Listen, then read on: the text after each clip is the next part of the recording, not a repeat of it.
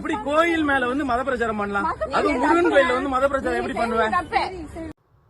தமிழ் கடவுள் முருகர் இந்து அப்படிங்கிற பேரே மாத்திட்டாங்க, தமிழ் கடவுள்.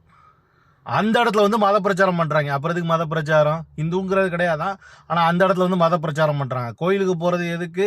விவசாயி உற்பத்தி பண்ற அந்த உணவு எல்லாத்தையும் அன்னதானம் பண்றதுக்கு ஒரு அருமையான கூட. நீங்க வாங்க மாட்டீங்க, அன்னதானம் பண்ணுவாங்க. நெய் வாங்குவாங்க, முந்திரி பருப்பு வாங்குவாங்க, அரிசி வாங்குவாங்க, எல்லாம் அன்னதானம் பண்ணுவாங்க. அது மட்டும் இல்ல, இந்த செடியில முளையில அந்த தாவரங்கள், பூக்கள், இதெல்லாம் வந்து என்னன்னு கேட்டீங்கன்னா வேஸ்டா இதுல மண்ணுக்கு போகாம மாலையா போட்டு அது வியாபாரம் பண்ற ஒரு அருமையான இடம்.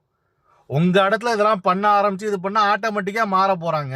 அது இதுக்கு அன்னதானம் பண்ணிட்டு இருக்க ஒரு கோயில்ல வந்து மத பிரச்சாரம் பண்ணி என்னத்த பண்ண போறீங்க அப்படிங்கிற சத்தியமா நம்மளுக்கு தெரியல.